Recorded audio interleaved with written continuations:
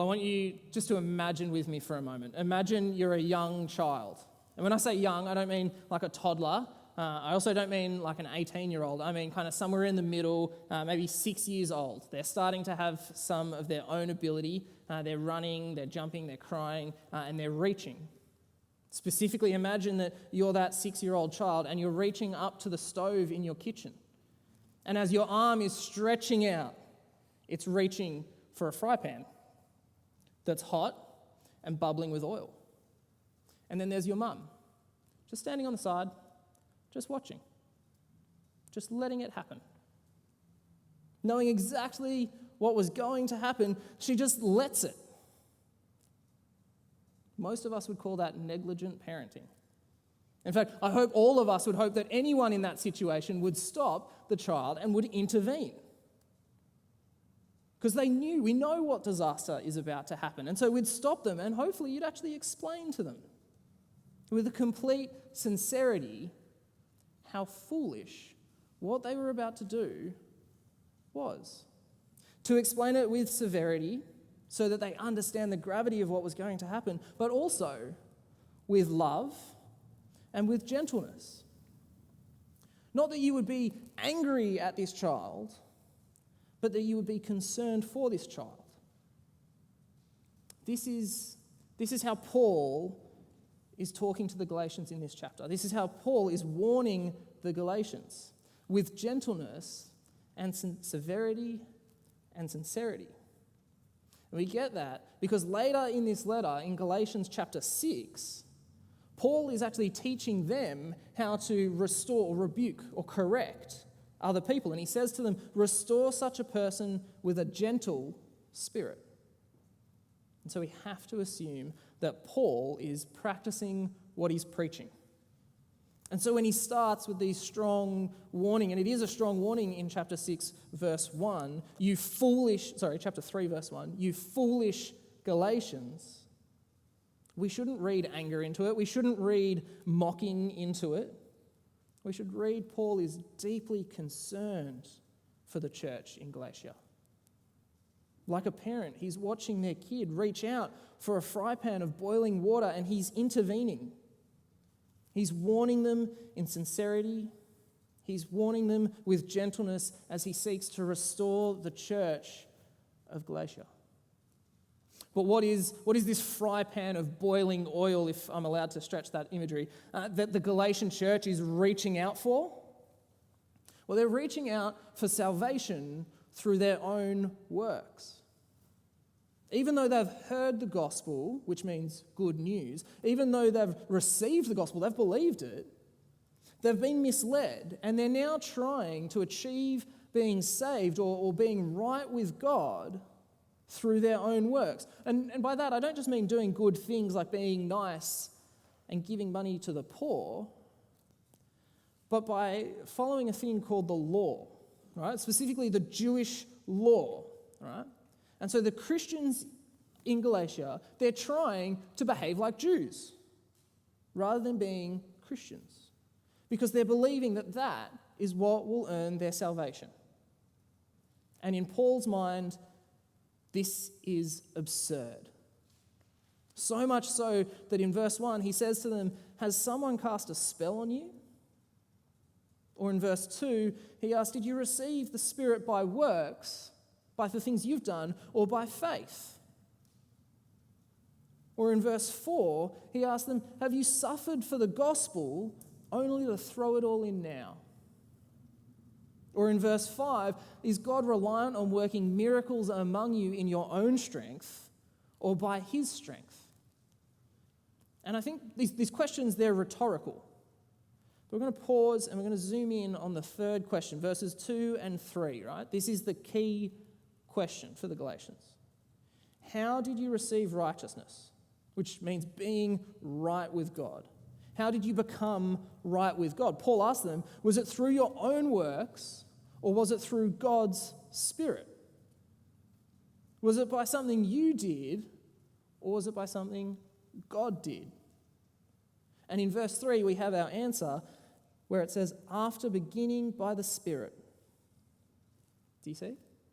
The answer is, how did they become right with God? Well, it's by something God did. The Galatians became right with God, not because of their own works, but because of God. And so Paul asked them again in verse 3, how are you supposed to continue in righteousness through your own works if they can't gain you righteousness, and therefore you're supposed to continue in the Spirit who gave you righteousness? Paul is highlighting the absurdity of what the Galatians are doing. It's like they've had a wonderful, freshly baked sourdough loaf of bread. It's still warm. And instead of eating it and enjoying it, what are they doing? They're trading it away. They're giving it away for a rock. It makes no sense. They've had the amazing, beautifully, freshly baked gospel, the good news that sustains and nourishes and gives life, and they're giving it up. For what? Well, for the law. For the law that they can't keep.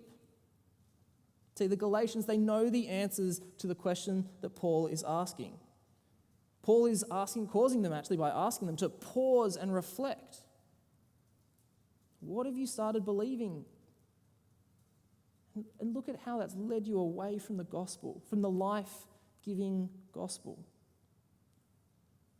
And I think they're actually good questions for us to be asking, for us to be reflecting on. Are there things that, to use Paul's language, have cast a spell on us? Things that are leading us away from the gospel, from the life-giving gospel. Specifically for the Galatians, it was the Old Testament law. Right? It's what we call the Pentateuch. It's the first 5 books of the Bible: Genesis, Exodus, Leviticus, Numbers, and Deuteronomy. Right? And this is what the Galatians had begun thinking was the source of righteousness. That they'd started believing if they were able to keep everything in these 5 books perfectly, then they'd be righteous. They'd be right with God. And so Paul shows them, no, that's not the case. In fact, he shows them how it's never been the case. And he does that by taking them to the law.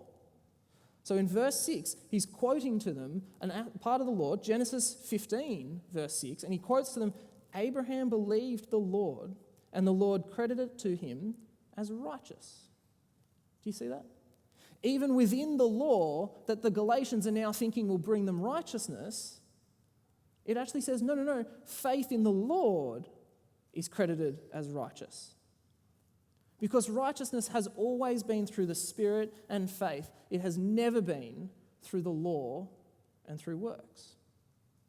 And righteousness has always been for the Jew and the Gentile, someone who's not Jewish. In other words, the gospel has always been, or righteousness has always been for everyone. Have a look at verse 8. Now the scriptures saw in advance that God would justify the Gentiles by faith and proclaimed the gospel ahead of time to Abraham, saying all the nations will be blessed through you. You see that? Now the scripture saw in advance that God would justify the Gentiles by faith.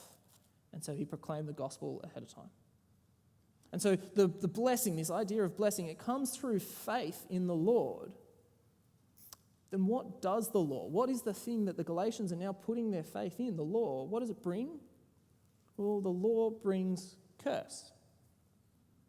The law brings curse because no one can keep the law perfectly.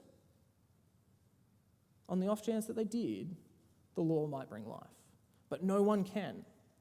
This is what verse 10, 11, and 12 are really hashing out, right? Verse 10 is actually saying those who will keep the law perfectly, they'll live by it. But everyone's broken the law in one way or another. And then, and again, we're not talking about kind of Australian law here. We're not talking about speeding, jaywalking, those kind of things. We're talking about the Jewish law, right? And because no one lives by the law perfectly, everyone is actually guilty or cursed by the law instead of living through it. And so now we've seen that even before the law was given, righteousness was about faith. We see that in Abraham. He's before the law, and his faith is credited as righteousness. And now we're going to see that during the prophets, right? So this is still before Jesus, but during the prophets, the time where the law was given to Israel, righteousness was still about faith.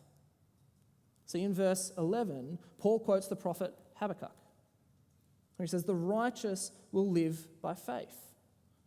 It's a short, sweet verse, but it reminds us, before the law, righteousness was about faith, and during the law, righteousness was about faith.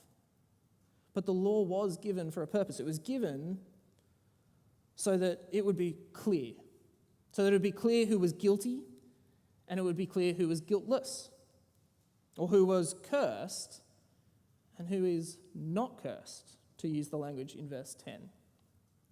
And when the Bible talks about curses, it's not talking about witchcraft. It's not talking about bad luck for generations because you drank a potion or someone cast a spell on you. It's talking about the opposite of blessing. If the ultimate blessing is being right with God, being God's people in God's place, then the opposite of that is being wrong with God, is being a stranger to God, is being in exile from God, and being in judgment under God. And everyone is guilty of breaking the law. And so we're all cursed. We're all in the wrong. We're all strangers to God. We're all in exile from God. We're all under the judgment of God. That is until the most famous event in history takes place. That's Christ on the cross. Because what happens when Jesus, who is not cursed, goes to the cross? We see it in verse 13. And we see that Christ redeemed us from the curse of the law by becoming a curse for us. There are two things in there that we need to take note. Firstly, that Christ redeems us from the curse of the law. And secondly, that Christ becomes a curse for us. But first things first. Christ redeems us from the curse of the law. All right? The law shows us how we're all guilty, we're all cursed, we're all exiles, and how none of us can keep the law perfectly. In one way or another, we fall short of the law. And so we need redemption. We need redemption from being cursed, to be brought into a right standing with God. And we can't do it ourselves because we're guilty. And so this is what Jesus does for us. He redeems our relationship with God. We go from unrighteous, from wrong with God, to being righteous or right with God. Do you see that? And what were the Galatians doing? They were trying to become right with God in their own guilty strength. And what do we try and do oh so often? We try and become righteous in our own guilty strength. But Jesus redeems us from the curse of the law. Not us. Jesus. That is the gospel. That's the good news, that Jesus redeems us from the curse of the law. If you ever want a gospel in one sentence, verse 13, that's where to go. But point two, Jesus becomes. How does Jesus redeem us? Point two. Right, Jesus becomes a curse for us. See, when Jesus dies on the cross, there's a reason for it. Jesus is taking on the curse of the law. He's taking on the cost of our sin, right? Sin is rejecting God. He's taking on the cost of that. He's taking it upon himself.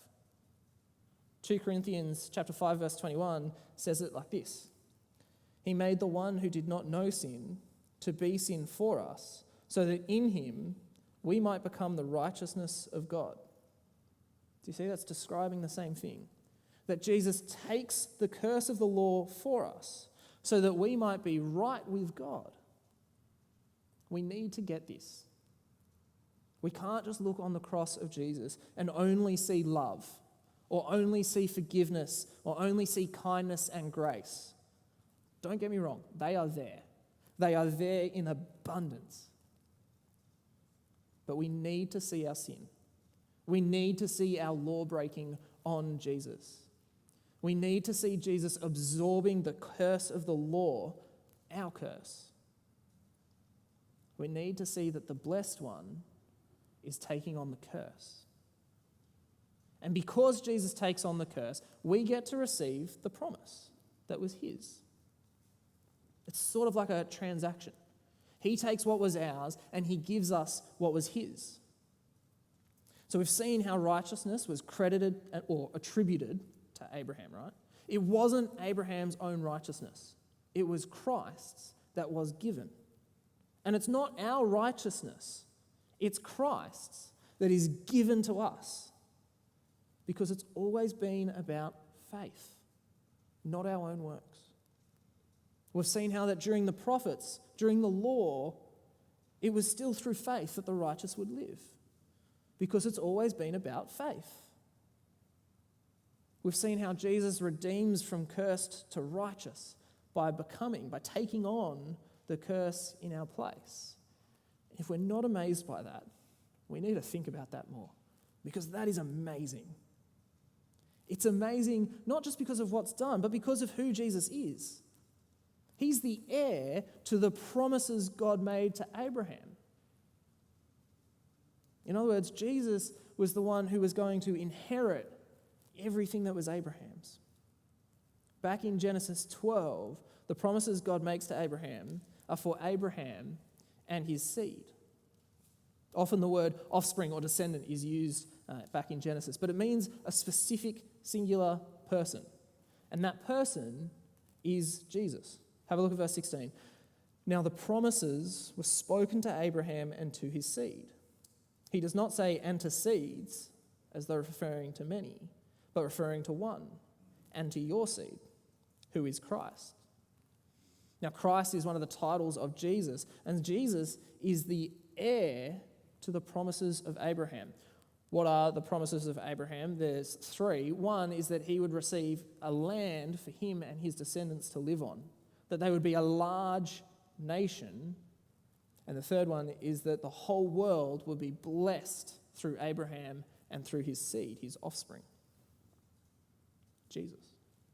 And this is the promises that Jesus is both the recipient of, he receives them, but also he is the one who fulfills them. And in this section, it's focusing on the great nation and the blessing to all nations. Because in Jesus, we're brought into the promises of Abraham. We become part of the family of Abraham. We are part of God's great promised nation. Not in a legal sense, not in an earthly way, but in a spiritual sense, right? It's not as though our DNA has suddenly changed, and if we go onto Ancestry.com, suddenly our family trees will trace back to Abraham. But it's that we're adopted into a family spiritually. Why? Well, think back to verse 3, those questions that Paul was asking. Verse 3, after beginning by the Spirit. See, we get to join the promises because we're brought into the family through the Spirit. And we have been blessed by Jesus, haven't we? In redeeming us, Jesus has given us something. He makes us co-heirs to the inheritance of the promises that God made to Abraham. The law, it doesn't get rid of the promises. Right? It does, because the promises, they were given through faith. They're still kept by God. And because Jesus redeems us through faith, we get the inheritance that was given through promise to him. Have a read of verse 18. For if the inheritance is based on the law, it is no longer based on the promise, but God has graciously given it to Abraham through the promise. The law, the first 5 books of the Bible, they don't supersede the promises of God. They came 430 years after God's promise to Abraham, and they don't make God's promise void. They don't annul them in any sense, right? God keeps his promises, and actually, he's still keeping his promises. Because when we think about it, we're still being blessed by Jesus, the descendant of Abraham. And the blessing is that we go from being unrighteous, wrong with God, to being righteous, right with God. We go from being strangers to God to being part of God's family. And all of this is through the Spirit and through faith, not through works and law. And so Paul's gentle, sincere, and severe warning to the Galatians, it still stands, doesn't it? We still need to hear it.